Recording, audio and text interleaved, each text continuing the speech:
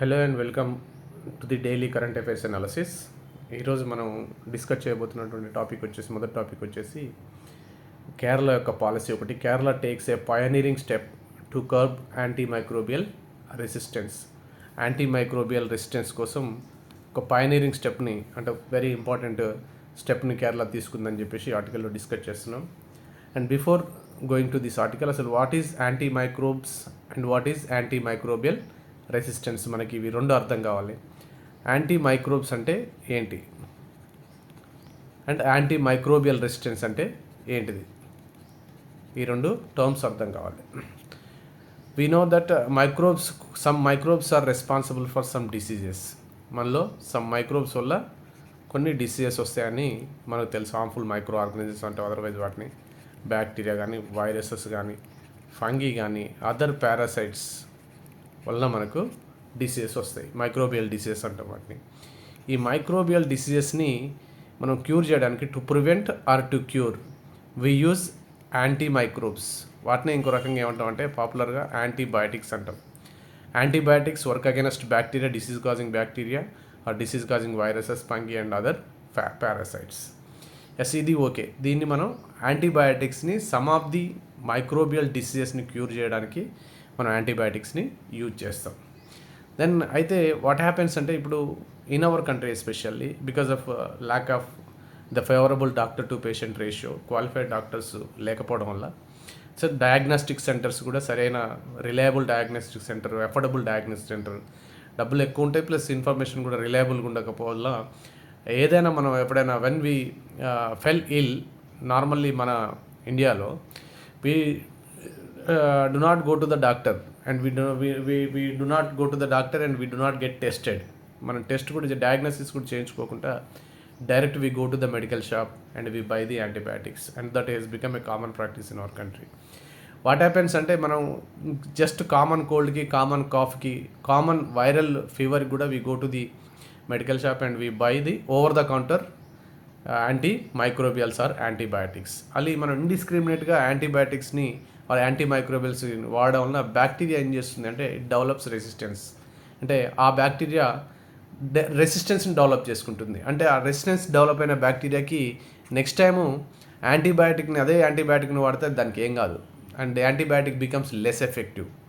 అది పనిచేయదు. ఎక్కువ రిపీటెడ్గా వాడడం వల్ల యాంటీబయాటిక్ పనిచేయదు. ఇండిస్క్రిమినేట్లీ ఇన్అప్రోప్రియేట్ యూజ్ చేయడం వల్ల ఇట్ బికమ్స్ లెస్ ఎఫెక్టివ్ అవుతుంది. అది చాలా అంత ప్రభావశీలంగా పనిచేయదు. దీనివల్ల ఆ బ్యాక్టీరియా వల్ల వచ్చేటువంటి diseases they spread more rapidly or more easily. ఇంకా దానికి డ్రగ్తో ఎక్కడ ఉన్నా, ఏ హోస్ట్లో ఉన్నా ఏ డ్రగ్ పనిచేయదు కాబట్టి అది ర్యాపిడ్గా ఈజీగా స్ప్రెడ్ అయిపోతుంది. అంటే ఆ డ్రగ్ ఇంకా ఇన్ఎఫెక్టివ్ అయిపోతుంది. అది ఇన్సెక్టిసైడ్స్ విషయంలో, మనం పంటల విషయంలో కూడా చూస్తాం. ప్రతి సంవత్సరం ప్రతి 2-3 సంవత్సరాలకు ఒక కొత్త ఇన్సెక్టిసైడ్ని కనుక్కోవాల్సి వచ్చినట్టే, ఈ ఓల్డ్ డ్రగ్ పనిచేయకపోవడం వల్ల ఇది మోర్ ఈజీలీ ఇది స్ప్రెడ్ అవుతుంది. ఆ పర్టికులర్ బ్యాక్టీరియా ఏదైతే రెసిస్టెన్స్ డెవలప్ చేసుకుందో దాన్ని మనం యాంటీమైక్రోబియల్ రెసిస్టెన్స్ అంటున్నాం. డ్రగ్కు లొంగని విధంగా తయారవుతుంది ఆ బ్యాక్టీరియా, దీన్ని యాంటీమైక్రోబియల్ రెసిస్టెన్స్ అంటున్నాం. అండ్ హౌ ఇట్ హ్యాపెన్స్ అంటే, వై ఇట్ హ్యాపెన్స్ అనేది కూడా మనం చూడాలి. రీజన్స్ చూసినట్టయితే ఇక్కడ, ఇఫ్ ఏ పర్సన్ కన్జ్యూమ్స్, అంటే ఇది పర్సనల్ కాదు, ఇది యాక్చువల్గా ఇది social problem. If someone consumes antibiotics indiscriminately, అవసరం ఉన్నా లేకున్నా చేసినట్టయితే, అతనికి బ్యాక్టీరియల్ ఇన్ఫెక్షన్ వచ్చినప్పుడు ఫ్యూచర్లో ఆ యాంటీబయాటిక్ అతనికి లెస్ ఎఫెక్టివ్ అవుతుంది, యాంటీబయాటిక్ పనిచేయదు. అతనికి అప్పుడు is exposed to the disease. ఆ డిసీజ్ వచ్చినటువంటి రెసిస్టెన్స్ ఉన్నటువంటి బ్యాక్టీరియా, మందులకు లొంగని బ్యాక్టీరియా ద్వారా అతనికి డిసీజెస్ వచ్చినప్పుడు, అతను when you go to the hospital, he also leaves the disease causing microbial resistant bacteria దాంట్లో వదిలేస్తాడు హాస్పిటల్లో. By the health care professionals working in hospital కానీ, లేదా on the surfaces of the hospital కానీ, ఈ యాంటీమైక్రోబియల్ రెసిస్టెన్స్ ఉన్నటువంటి bacteria అక్కడ వదలడం వల్ల from there it spreads to the community. దీన్ని హాస్పిటల్ ఇండ్యూస్డ్ ఇల్నెస్ అంటాం. హాస్పిటల్ ఇండ్యూస్డ్ ఇల్నెస్ అంటాం. ఎక్కువగా ఈ మైక్రోబియల్ రెసిస్టెన్స్ ఉన్నటువంటి బ్యాక్టీరియాలు ఎక్కడ ఆరిజినేట్ అవుతాయి అంటే, హాస్పిటల్లో ఆరిజినేట్ అవుతున్నట్టుగా మనకు ఒక సర్వే ద్వారా తెలిసింది. హాస్పిటల్స్లో ఈ జర్మినేట్ అవుతున్నాయి మైక్రోబియల్ రెసిస్టెన్స్ ఉన్నటువంటి బ్యాక్టీరియా. ఎందుకంటే అక్కడికి ఎవరైతే ఈ ఇన్ఫెక్ట్ అయినటువంటి పర్సన్స్ విజిట్ చేసినప్పుడు వాళ్ళు అక్కడ దాన్ని ఆ సర్ఫేసెస్ పైన కానీ లేకపోతే అన్హైజీనిక్ హెల్త్ కేర్ ప్రొఫెషనల్స్ దాన్ని ప్రాపర్ కేర్ తీసుకోకుండా పేషెంట్ని హ్యాండిల్ చేయడంలో కానీ ఆ బ్యాక్టీరియాని తీసుకుపోయి కమ్యూనిటీ స్ప్రెడ్ చేస్తాడు. అదర్వైజ్ ఇతను కూడా డైరెక్ట్గా అతని రిలేటివ్స్ కానీ అతని ఫ్రెండ్స్ కానీ కలీగ్స్ కానీ డైరెక్ట్గా స్ప్రెడ్ చేసేస్తాడు. ఇన్ ద సేమ్ వే మనం growth promotional antibiotics use growth promotional antibiotics in poultry, piggery and ఫిషరీలో గ్రోత్ ప్రమోషనల్ యాంటీబయాటిక్స్ వాడతారు, అంటే గ్రోత్ని స్పీడప్ చేయడానికి. ఈ గ్రోత్ ప్రమోషనల్ యాంటీబయాటిక్స్ కూడా when the faecal matter of this animal is used as fertiliser, మనం ఫెర్టిలైజర్గా యూజ్ చేసినప్పుడు ఏది గ్రోత్ ప్రమోషన్ యాంటీబయాటిక్స్ వాడినటువంటి ఈ ఎనిమల్స్ అంటే తొందరగా గ్రోత్ ఉండడానికి వాటి యొక్క ఫికల్ మ్యాటర్లో కూడా బ్యాక్టీరియా ఉంటుంది, ఏది రెసిస్టెన్స్ డెవలప్ చేసుకున్నటువంటి బ్యాక్టీరియా. ఆ బ్యాక్టీరియా వచ్చేసి ఫికల్ మ్యాటర్ని మనం when we apply to it crop ప్లాంట్కి అప్లై చేసినప్పుడు క్రాప్ ఫీల్డ్కి ఆ బ్యాక్టీరియా ఆ ప్లాంట్స్లోకి వస్తుంది, ప్లాంట్స్ తోటి హ్యూమన్ ఫుడ్ చైన్లో కూడా వచ్చేసింది. లేదా మీట్ కన్జ్యూమ్ చేసినప్పుడు కూడా డైరెక్ట్ ఆ రెసిస్టెన్స్ ఉన్నటువంటి బ్యాక్టీరియా మళ్ళీ కమ్యూనిటీలోకి స్ప్రెడ్ అయ్యేటువంటి అవకాశం ఉంది. ఇట్లా హాస్పిటల్ ఇండ్యూస్డ్ ఇల్నెస్ ఒకటి, ఇట్లా యానిమల్స్ నుంచి కూడా ఈ యాంటీబయాటిక్ రెసిస్టెన్స్ ఉన్నటువంటి బ్యాక్టీరియాస్ స్ప్రెడ్ అవుతున్నాయి. These are the sources. ఈ రీజన్స్ వల్ల మనకి యాంటీబ్యాక్టీరియల్ ఏవైతే యాంటీ మైక్రోబియల్ రెసిస్టెన్స్ ఉన్నటువంటి బ్యాక్టీరియాలు స్ప్రెడ్ అవుతున్నాయి. రైట్. అయితే కేరళ దీన్ని కంటైన్ చేయడానికి 2011లో గవర్నమెంట్ ఆఫ్ ఇండియా ఒక క్యాంపెయిన్ తీసుకొచ్చింది. ఏంది, షెడ్యూల్ H1 అని కొన్ని యాంటీబయాటిక్స్ని షెడ్యూల్ H1లో చేర్చింది. అలాగే రెడ్ లైన్ క్యాంపెయిన్ తీసుకుంది. Red line campaign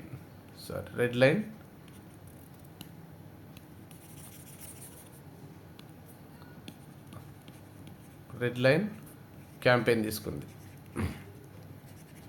schedule H1 ఈ రెడ్ లైన్ క్యాంపెయిన్లో ఏం చెప్తుందంటే, ఈ రూల్స్ ఏంటి, సెంట్రల్ గవర్నమెంట్ తీసుకొచ్చిన రూల్స్ అంటే ఓవర్ ద కౌంటర్ సేల్స్ని బ్యాన్ చేసినాయి సర్టెన్ యాంటీబయాటిక్స్. ఆ యాంటీబయాటిక్స్ డైరెక్ట్గా నువ్వు వెళ్ళి వితౌట్ ప్రిస్క్రిప్షన్ అవి తీసుకోవద్దు, అవి అమ్మొద్దు అని చెప్పేసి మెడికల్ షాప్స్కి గైడ్లైన్స్ ఇచ్చింది government of India. Over the counter sales అంటే డాక్టర్ ప్రిస్క్రిప్షన్ లేకుండా ఇవ్వద్దు కొన్ని యాంటీబయాటిక్స్ని, షెడ్యూల్ H1 యాంటీబయాటిక్స్ని వాటిపైన. అలాగే యాంటీబయాటిక్స్ పైన రెడ్ లైన్ అనేటువంటిది డ్రా చేయడం ద్వారా వాటిని ప్రిస్క్రిప్షన్ లేకుండా అవి అమ్మొద్దని చెప్పేసి కూడా గైడ్లైన్స్ తీసుకొని రావడం జరిగింది 2011లో government of India. But unfortunately మనకు we do not have a favourable doctor to patient ratio in our country.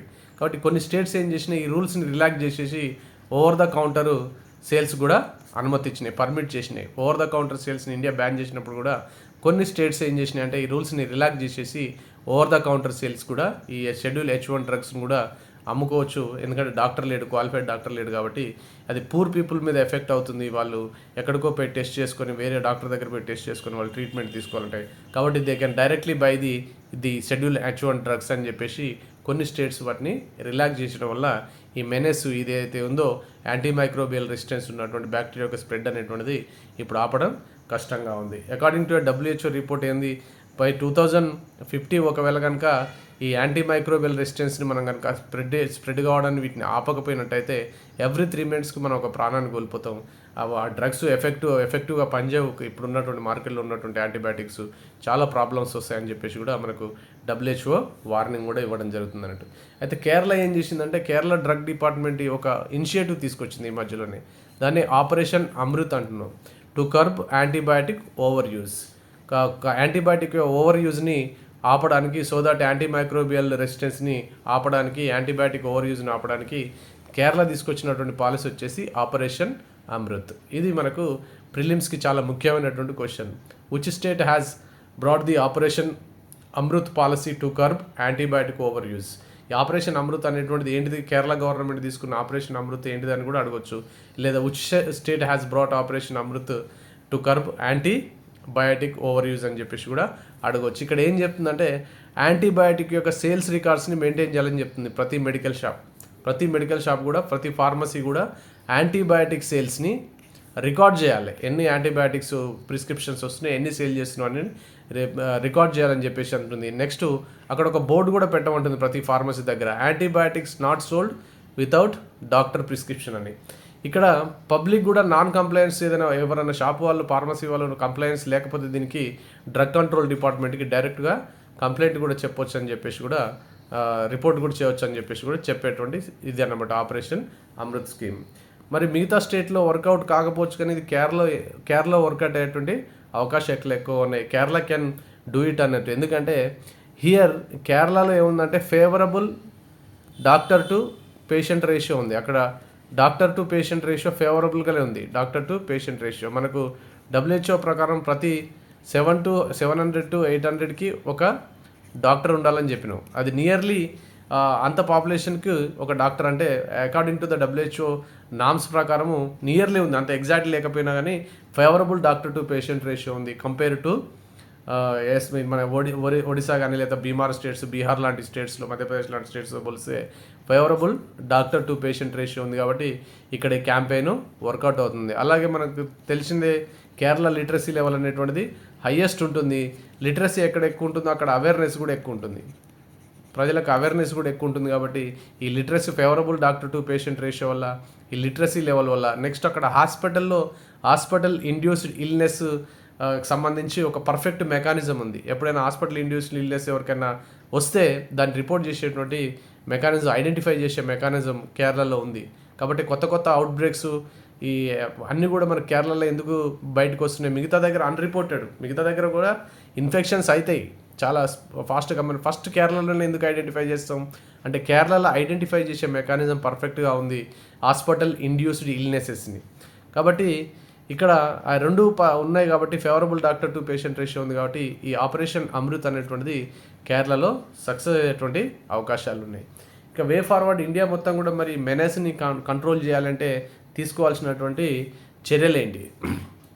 First efficient and affordable diagnostic centres మనకు అవసరం ఉన్నాయి. డయాగ్నోస్టిక్ సెంటర్స్ అయితే మనకు యాక్సెసబుల్ లేవు, ఉంటే ఒకవేళ ఎఫోర్డబుల్ లేవు. ఎఫోర్డబుల్ ఉన్నప్పటికీ కూడా రిలయబిలిటీ కూడా తక్కువ ఉంది. విశ్వసనీయత లేనటువంటి డయాగ్నోస్టిక్ సెంటర్స్, డయాగ్నోస్టిక్ మెథడ్స్ మన దగ్గర ఉన్నాయి. కాబట్టి ఎఫిషియెంట్ అండ్ ఎఫోర్డబుల్ డయాగ్నోస్టిక్ సెంటర్స్ని మనం సెటప్ చేయాల్సినటువంటి అవసరం ఉంది. Next increase awareness. ప్రజలకు కూడా ఈ హాస్పిటల్ ఇండ్యూస్డ్ ఇల్నెస్ కానీ లేదా యాంటీబయాటిక్స్ని ఓవర్ యూసేజ్ చేయడం వల్ల పర్టికులర్లీ రూరల్ ఏరియాస్లో సరిగ్గా ట్రైన్ కానటువంటి రూరల్ మెడికల్ ప్రాక్టీషనర్స్ వాళ్ళు ఇండిస్క్రిమినేట్గా దీన్ని ఇస్తున్నారు. అది ఆ విషయం పట్ల ప్రజలకు అవేర్నెస్ కల్పించాలి. Next better sanitation and hygiene. ఎందుకంటే చాలా హాస్పిటల్స్ ఇప్పుడు they have become a breeding grounds for this anti microbial resistance బ్యాక్టీరియాకి బ్రీడింగ్ గ్రౌండ్స్ ఏమున్నాయంటే అవి హాస్పిటల్లో ఉన్నాయి. ఎందుకంటే శానిటేషన్ అండ్ హైజీన్ సరిగా లేదు, పరిశుభ్రత మెయింటైన్ చేయబడట్లేదు గవర్నమెంట్ హాస్పిటల్స్లో. మనం ఏదైనా హాస్పిటల్కి విజిట్ చేసినట్టయితే మనకు క్లియర్గా అర్థమవుతుంది. హెల్త్ కేర్ ప్రొఫెషనల్స్ కానీ లేక అక్కడ ఉన్న సరిగా బడ్జెట్ అలొకేషన్స్ లేకపోవడం వల్ల కానీ ఈ శానిటేషన్ హైజీన్ యొక్క పరిస్థితి చాలా దారుణంగా ఉంటుంది. అది దేనికి తీస్తుందంటే హాస్పిటల్ ఇండ్యూస్డ్ ఇల్నెస్. హాస్పిటల్కి జబ్బు వచ్చిందని పోతే కొత్త రోగం దాకించుకునేటట్టుంది. దాన్నే మనం హాస్పిటల్ ఇండ్యూస్డ్ ఇల్నెస్ అంటాం. ఈ డేటా కలెక్షన్ అనేటువంటిది కూడా హాస్పిటల్ ఇండ్యూస్డ్ ఇల్నెస్కి సంబంధించి మనం కేరళలో అయితే ఎలాంటి అయితే మెకానిజం ఉందో దాన్ని హాస్పిటల్లో ఏ రకమైనటువంటి ఇల్నెస్ వస్తుంది, హాస్పిటల్ ఇండ్యూస్డ్ ఇల్నెసెస్ ఎలా వస్తున్నాయి అనే విషయంలో సంబంధించి కూడా డేటా కలెక్షన్ చేయాల్సి ఉంది. Next growth promotional antibiotics. మనం పౌల్ట్రీలో కానీ ఫిషరీలో కానీ లేకపోతే పిగ్గరీలో కానీ మనం గ్రోత్ ప్రమోషనల్ యాంటీబయాటిక్ అంటే ర్యాపిడ్ గ్రోత్ కోసము, ఎక్కువ ఈల్డ్ కోసం ఈ ఎనిమల్ హస్బెండరీ సెక్టార్లో గ్రోత్ ప్రమోషనల్ యాంటీబయాటిక్స్ వాడుతున్నాం. వాటిని బ్యాన్ చేయడం అనేటువంటి కూడా ఈ యాంటీ మైక్రోబియల్ రెసిస్టెన్స్ని మనం ఆపేటువంటి అవకాశం ఉంది. This is the way forward. ఇది ఈరోజుకి సంబంధించినటువంటి డిస్కషన్. ఈ కేరళ తీసుకున్నటువంటి ఇనిషియేటివ్కి సంబంధించి ఆపరేషన్ అమృత్ అనేటువంటి దాన్ని మీరు గుర్తుపెట్టుకోవాల్సి. Next schedule H1 over the counter sales అనేటువంటి టర్మ్స్ని కూడా గుర్తుపెట్టుకోవాలి. రైట్, ఇది మెయిన్స్కి వచ్చేసినట్టయితే వచ్చే అవకాశం పెద్దగా లేదు. ఇది జనరల్ ఎస్సేకి కానీ లేకపోతే కొన్ని ఫ్యాక్ట్స్ ప్రిలిమ్స్ కానీ ఉపయోగపడేటువంటి అవకాశం ఉంటుంది. లేకపోతే ఈ టర్మ్ కూడా అడగవచ్చు, what is anti microbial resistance అని చెప్పేసి. దీన్ని కూడా గుర్తించాలి. Thank you friends. మనం డిస్కస్ చేయబోతున్నటువంటి నెక్స్ట్ ఆర్టికల్ వచ్చేసి what is the supreme court's interim order on the forest act. ఇది పేపర్ 4లో ఎన్విరాన్మెంట్ అండ్ డెవలప్మెంట్ అనేటువంటి సెక్షన్లో ఫారెస్ట్ న్యాచురల్ రిసోర్సెస్ అంశం కింద forest acts versus forest dwellers అనేటువంటి అంశం ఉంది మనకు. అక్కడి నుంచి అడిగే క్వశ్చన్స్కి ఇది ఉపయోగపడుతుంది. ఇలా మోస్ట్ లైక్లీ క్వశ్చన్ రావచ్చు మెయిన్స్లో కూడా. ఈ ఫారెస్ట్ యాక్ట్కి చేసినటువంటి అమెండ్మెంట్ ఏంటిది, ఇండియన్ ఫారెస్ట్ యాక్ట్ 1980కి చేసిన అమెండ్మెంట్ ఏంటిది, దాని మీద ఇచ్చిన ఇంటరిమ్ ఆర్డర్ ఏంటిది, సుప్రీంకోర్టు యొక్క ఇంటరిమ్ ఆర్డర్ ఏంటిది, నెక్స్ట్ దానికి సంబంధించినటువంటి ముఖ్యమైన జడ్జిమెంట్ ఉంది, గోదావర్మన్ జడ్జిమెంట్.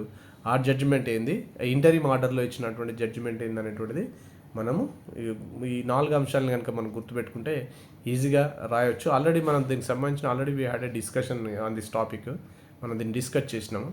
దానికి సంబంధించి కొన్ని అంశాలను మళ్ళీ ఒకసారి మనం రికాప్ చేసుకుంటానికి ఇది పనికొస్తుంది. ఆల్రెడీ ఇంతకుముందుకు వీడియోలో మనం ఈ అమెండ్మెంట్స్ గురించి ఒకసారి డిస్కస్ చేసినాం. మళ్ళీ దానికి సంబంధించినటువంటి కొన్ని అంశాలని డిస్కస్ చేద్దాం.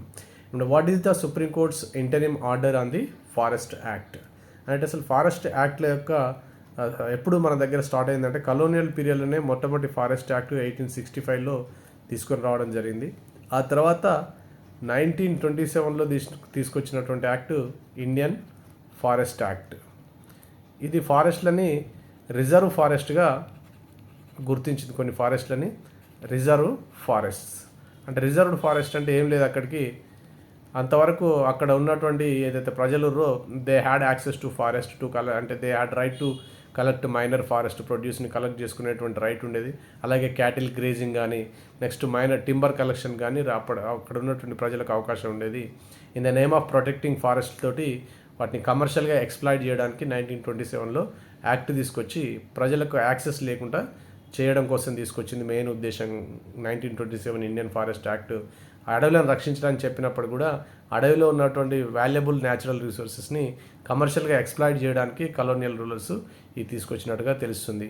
ఇది రిజర్వ్డ్ ఫారెస్ట్ అనేటువంటి కాన్సెప్ట్ని తీసుకొచ్చి ప్రజలకు యాక్సెస్ఫుల్ లేకుండా చేశారు. ఆఫ్టర్ ఇండిపెండెన్స్ 1980లో ఫారెస్ట్ కన్జర్వేషన్ యాక్ట్ తీసుకురావడం జరిగింది. ఇది ముఖ్యమైనటువంటి సమగ్రమైనటువంటి యాక్ట్ ఫారెస్ట్ కన్జర్వేషన్కి సంబంధించి. ఎందుకంటే టు స్టాప్ డిఫారెస్టేషన్, అదేవిధంగా క్లైమేట్ చేంజ్ అనేటువంటిది అప్పటికే మనకు స్టార్ట్ అయింది. దానికి సంబంధించిన 1972 స్టాక్హోమ్ కన్వెన్షన్ నుంచే క్లైమేట్ చేంజ్ అవుతుంది. టు అరెస్ట్ క్లైమేట్ చేంజ్, అదేవిధంగా to stop the commercialization of ఫారెస్ట్లని అన్నెసెసరీ కాంట్రాక్టర్స్ వాళ్ళు ఎక్స్ప్లాయిట్ చేయకుండా ఉండడానికి కూడా ఫారెస్ట్ కన్జర్వేషన్ యాక్ట్, అదేవిధంగా క్లైమేట్ చేంజ్ని ఆపడానికి కూడా ఫారెస్ట్ కన్జర్వేషన్ యాక్ట్ 1980 తీసుకుని రావడం జరిగింది. అకార్డింగ్ టు దిస్ యాక్ట్ ఏమైందంటే కొన్ని స్టేట్స్ ఫారెస్ట్లుగా కొన్ని రిజర్వ్డ్ ఫారెస్ట్లుగా కొన్నిటిని డిక్లేర్ చేసుకున్నాయి.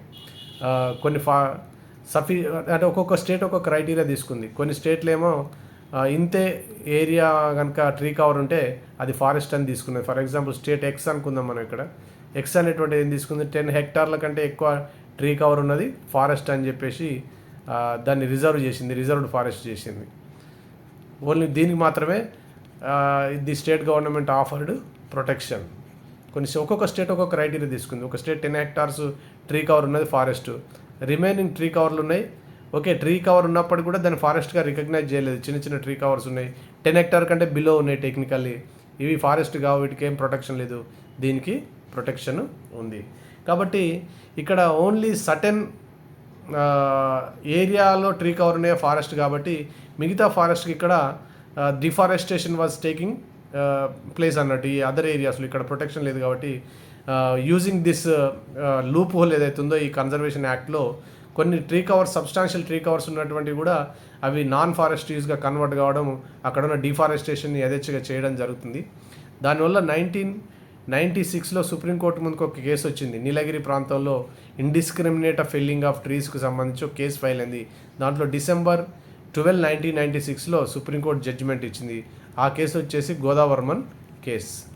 ఇది చాలా ఇంపార్టెంట్. గోదావర్మన్ జడ్జిమెంట్ ఏంటిది అనేటువంటిది మనకు చాలా ముఖ్యమైనది ఫారెస్ట్ కన్జర్వేషన్లో. గోదావర్మన్ జడ్జిమెంట్ ఏంటంటే irrespective of the area of the tree cover, ఎంత ట్రీ కవర్ అన్నది, వెదర్ ఇట్ ఈస్ 10 హెక్టారా, వెదర్ ఇట్ ఈస్ 5 హెక్టారా, 2 హెక్టారా, అండ్ సబ్స్టాన్షియల్ ట్రీ కవర్ ఉన్నది. డిక్షనరీ మనకు దేన్నైతే ఫారెస్ట్ అని చెప్తుందో దాన్ని అంతటిని మనం కన్జర్వ్ చేయాలి. డిక్షనరీ మీనింగ్ అంటాం దాన్ని మనం. డిక్షనరీలో ఫారెస్ట్కి ఏ మీనింగ్ అవుతుందో అంటే వాట్ ఎవర్ ట్రీ కవర్ ఎక్కడున్నా దాన్ని ఫారెస్ట్ అంటుంది డిక్షనరీ. కాబట్టి ఎక్కడైతే సబ్స్టాన్షియల్ ట్రీ కవర్ ఉంటుందో దాన్ని అంతా ఫారెస్ట్గా తీసుకోవాలి. కాబట్టి ఈ ప్లేస్లు అన్నీ కూడా నాట్ ఓన్లీ 10 హెక్టార్స్, అది ఎంత తక్కువ ఉన్నప్పుడు కూడా డిక్షనరీ మీనింగ్లో ప్రకారం అది ఫారెస్ట్ అయితే అది ఫారెస్టే, దాన్ని కూడా ప్రొటెక్ట్ చేయాలని చెప్పేసి 1996 December 12లో follow the dictionary meaning in the forest conservation acts and rules అని చెప్పేసి సుప్రీంకోర్టు గోదావర్మన్ జడ్జిమెంట్లో చెప్పడం జరిగింది. ఎస్, అయితే 1980 నుంచి 1996 వరకే ఈ చాలా ఏరియాస్ ఇలాంటి ఫారెస్ట్ కవర్స్ ఉన్నటువంటి సబ్స్టాన్షియల్ ఏరియాస్ అన్నీ కూడా నాన్ ఫారెస్ట్ యూజ్ కింద కన్వర్ట్ అయిపోయినాయి. నాన్ ఫారెస్ట్ యూజ్ కోసం కన్వర్ట్ చేసిరు. అంటే వెదర్ సమ్ కేసెస్లో గవర్నమెంట్ ఎక్వైర్ చేసింది ఫర్ లేయింగ్ ఆఫ్ రోడ్స్ కానీ, రైల్వే లైన్స్ కానీ, అదర్ ప్రాజెక్ట్స్ కానీ. Some of the lands were given to the private contractors కూడా ఇవ్వబడ్డాయి. ఇవన్నీ ఆల్రెడీ ట్రాన్స్ఫర్ అయిపోయినాయి 1980 నుంచి 1996 మధ్య లోపల గోదావరిమెంట్ జడ్జిమెంట్కి వచ్చాయి. కానీ గోదావరిమెంట్ జడ్జిమెంట్ తర్వాత ఇవన్నిటిని కూడా ప్రొటెక్ట్ చేయాల్సినటువంటి అవసరం వచ్చింది. Although they do not come under the forest according to the forest conservation act. కానీ సుప్రీంకోర్టు జడ్జిమెంట్ తర్వాత డిక్షనరీ మీనింగ్లో ఇవన్నీ ఫారెస్ట్లే అవుతున్నాయి. డీమ్డ్ టు బి ఫారెస్ట్లు ఇవన్నీ కూడా. ఈ డీమ్డ్ టు బి ఫారెస్ట్లు అన్నింటిని కూడా మరి ఆల్రెడీ కొన్ని కన్వర్ట్ అయిపోయినాయి, కొన్ని already they were in the hands of the contractors, some of the lands were in the hands of government కూడా ఉన్నాయి. మరి ఏం చేయాలి ఇక్కడ, ఎనామల్ని ఎట్లా దీన్ని తీసేయాలి? సుప్రీంకోర్టు ఈ జడ్జిమెంట్లో వీటిని నాన్ ఫారెస్ట్ యూజ్ కోసం వాడొద్దని చెప్పింది. కాబట్టి ఇవన్నిటిని ప్రాబ్లమ్స్ని అధిగమిస్తానికి 2023లో తీసుకొచ్చిందే forest conservation amendment, forest conservation amendment act. ఇదేం చేస్తుంది? ఈ ఇండియన్ ఫారెస్ట్ కన్జర్వేషన్ యాక్ట్ని అమెండ్ చేసింది. 2023 యాక్ట్ అమెండ్ చేసింది. ఓన్లీ సర్టెన్ టైప్స్ ఆఫ్ ల్యాండ్స్కే ఇది అప్లై అవుతుంది ఫారెస్ట్ కన్జర్వేషన్ యాక్ట్ అని. దేనికి? 1927 యాక్ట్ ప్రకారం ఏవైతే ఫారెస్ట్ ల్యాండ్స్ అని చెప్పినామో వాటికి, 1980 యాక్ట్ ప్రకారం ఏవైతే ఫారెస్ట్ అని చెప్పినామో ఈ రెండింటికి మాత్రమే ఫారెస్ట్ కన్జర్వేషన్ యాక్ట్ అప్లై అవుతుంది. నెక్స్ట్ December 12, 1996 ముందు, అంటే 1980, 1996 మధ్యలో ఏవైతే ల్యాండ్స్ నాన్ ఫారెస్ట్ యూజ్ కోసం కన్వర్ట్ అయినాయో వాటికి ఇది అప్లై అవ్వదు అని చెప్పింది. ఇది చాలా important. This act will not be applicable for land converted to non forest use before December 12, 1996. అప్పటికే నాన్ ఫారెస్ట్ యూజ్ కన్వర్ట్ అయితే మనం ఇంతకుముందు చెప్పుకున్నట్టు వాటికి ఈ యాక్ట్ అప్లై అవ్వదు. Next certain types of land like 100 kilometers లోపల ఉన్నటువంటి బార్డర్కి ఇంటర్నేషనల్ బార్డర్కి 100 kilometers లోపల ఉన్నటువంటి ఆడ నేషనల్ సెక్యూరిటీ ప్రాజెక్ట్స్ మనం టేకప్ చేయాల్సి వస్తుంది. సెక్యూరిటీని మనం పెంచుకోవడం కోసం అలాంటి సెక్యూరిటీ ప్రాజెక్ట్స్ ఎక్కడైతే అక్కడ ఫారెస్ట్ ఉన్నా కానీ మన ఫారెస్ట్ని రిమూవ్ చేసి కూడా సెక్యూరిటీ ప్రాజెక్టు చేసుకోవచ్చు. అలాగే రోడ్ సైడ్ ఎమ్యూనిటీ కానీ, public roads leading to habitation. ఫారెస్ట్లో ఒక హ్యాబిటేషన్ ఉంది, దానికి రీచ్ అవ్వాలంటే రోడ్ వేయాలి. రోడ్ వేస్తున్నప్పుడు మధ్యలో ఫారెస్ట్ ఉంటుంది, ఆ ఫారెస్ట్ని కూడా రిమూవ్ చేసేటువంటి అవకాశం ఉంది. దీన్ని కూడా ఈ అమెండ్మెంట్లో చేర్చిరు. ఇది కూడా ఫారెస్ట్ కన్జర్వేషన్ యాక్ట్ కిందకి రాదు, ఎందుకంటే we're laying a road to connect the habitation. అట్లా డిఫెన్స్ ఇన్స్టాలేషన్ కోసం బార్డర్లో 100 kilometers పరిధిలో ఎగ్జామ్ట్ చేసింది. ఓన్లీ 1927, 1980కే ఇది అప్లై అవుతుందని చెప్పింది. December 12, 1996 ముందు ఏవైతే నాన్ ఫారెస్ట్ యూజ్కు కన్వర్ట్ అయినాయో వాటికి కూడా అప్లై కాదని చెప్పేసి యాక్ట్ చెప్పింది. కాబట్టి ఈ అమెండ్మెంట్స్ దీంతోపాటు కొన్ని సర్టెన్ యాక్టివిటీస్ని కూడా ఫారెస్ట్లో చేసుకోవచ్చు. లైక్ ఎస్టాబ్లిషింగ్ చెక్ పోస్టులు, ఫెన్సింగ్ అండ్ బ్రిడ్జెస్ కూడా కన్స్ట్రక్ట్ చేసుకోవచ్చు. Next it's also allows running juice, safaris and eco tourism facilities కూడా చేయొచ్చు దాంట్లో ఫారెస్ట్లో అని చెప్పేసి ఈ అమెండ్మెంట్ యాక్ట్ చెప్పింది. ఇట్లా ఇవన్నీ అలౌ చేస్తే ఫారెస్ట్లు ఉండేటువంటి అవకాశం లేదు. ఆల్రెడీ మనకు 33 ఫారెస్ట్ కవర్ ఉండాల్సింది, ఓన్లీ 24% ఫారెస్ట్ కవర్ ఉంది. కాబట్టి ఈ అమెండ్మెంట్ అనేటువంటిది it will lead to the complete destruction of the forest conservation కాదు, కంప్లీట్ డిస్ట్రక్షన్ అవుతుంది. ఇవన్నీ వస్తే ప్రైవేట్ ప్లేయర్స్ వస్తారు. When they enter in to the field అన్నట్టు they remove all the forest. Already చాలా తక్కువ ఉంది ఉండాల్సింది దానికంటే ఫారెస్ట్ కవర్ మన దగ్గర.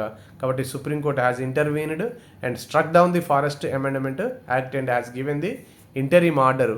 ఏదైతే ఏదున్నా ఫారెస్ట్ ఏ ట్రీ కవర్నైనా ప్రొటెక్ట్ చేయాలని చెప్పేసి ఇంటరిమ్ ఆర్డర్ ఇచ్చింది. అలాగే బై ఏప్రిల్ వరకు స్టేట్స్ అండ్ సెంట్రల్ ఏవైతే ఫారెస్ట్లో డేటాకు సంబంధించి ఆ కన్సాలిడేటెడ్ లిస్ట్ కూడా తీసుకొని రావాల్సిందిగా, ఏప్రిల్ వరకు తీసుకురావాల్సిందిగా సుప్రీంకోర్టు ఆర్డర్ చేసింది. This is the importance of the interim order on forest act. ఇది ఖచ్చితంగా ఎస్ఏ క్వశ్చన్ మనకు వచ్చేటువంటి అవకాశం ఉంది గ్రూప్ 1 మెయిన్స్లో.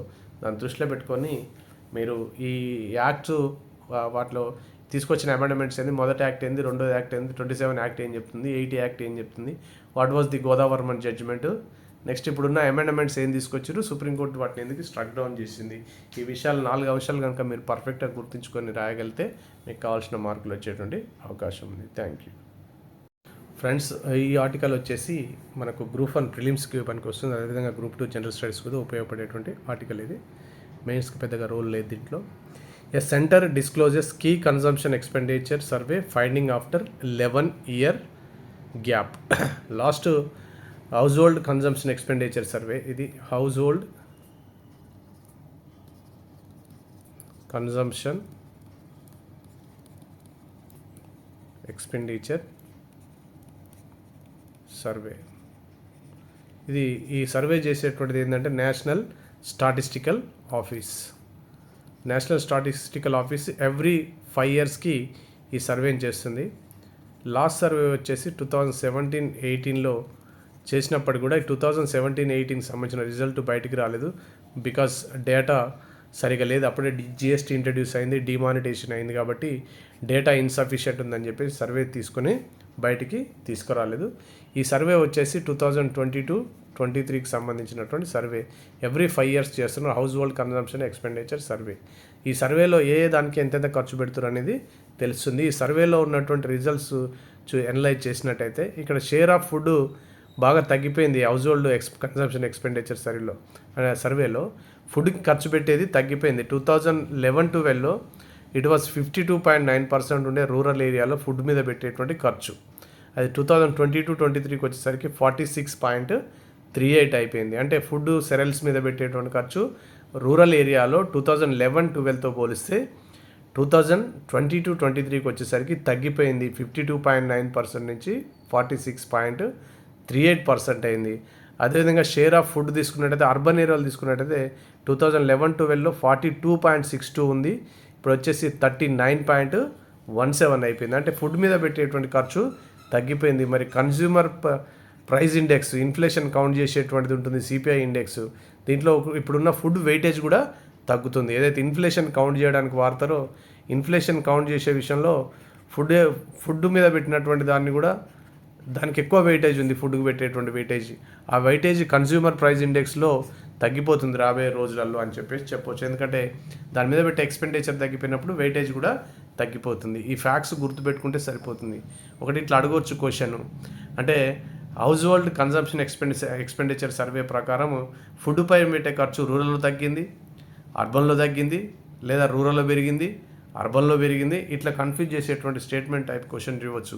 ఇక్కడ రూరల్లో తగ్గింది, ఆల్దో ఇవి అంత ఫిగర్స్ అంత ఇంపార్టెంట్ కాకపోయినా హౌస్ హోల్డ్ కన్జంప్షన్ ఎక్స్పెండిచర్ అనేటువంటిది రూరల్లో తగ్గింది, చేసేటువంటిది ఆర్గనైజేషన్ ఏమో నేషనల్ స్టాటిస్టికల్ ఆఫీసు ఒకటి.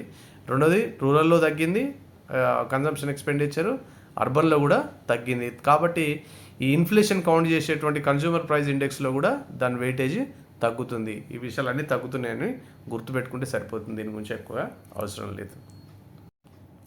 ఫ్రెండ్స్, ఈ ఆర్టికల్ వచ్చేసి ఇది ప్రిలిమ్స్ పాయింట్ ఆఫ్ వ్యూలో సైన్స్కు సంబంధించింది.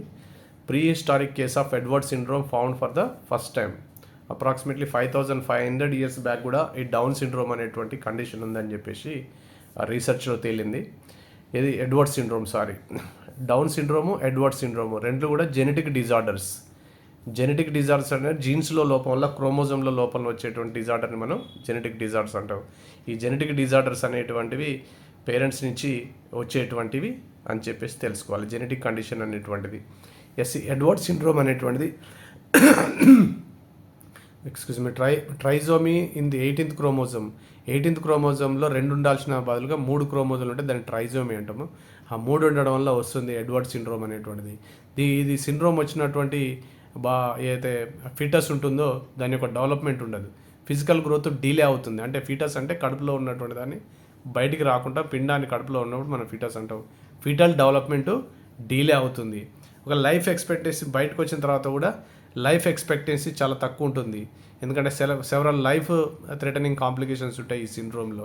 నెక్స్ట్, ఒకవేళ అతను సర్వైవ్ అయినా అతనికి చాలా ఇంటెలెక్చువల్ ఛాలెంజెస్ ఉంటాయి ఈ ఎడ్వర్డ్ సిండ్రోమ్ తోటి వచ్చింది. ఎడ్వర్డ్ సిండ్రోమ్లో ముఖ్యంగా గుర్తుంచుకోవాల్సిందంటే it's a genetic disorder.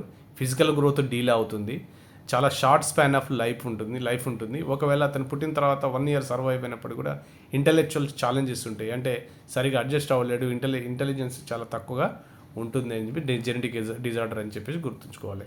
Down syndrome కూడా జెనెటిక్ డిజార్డరే.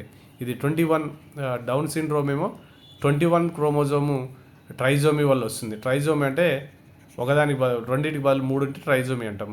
ఎడ్వర్డ్ ఏమో 18th క్రోమోజోమ్ ట్రైజోమీ వల్ల వస్తుంది. అవునా? రైట్. ఇది ఒక ఫ్యాక్ట్గా గుర్తుంచుకోవాలి అంతే.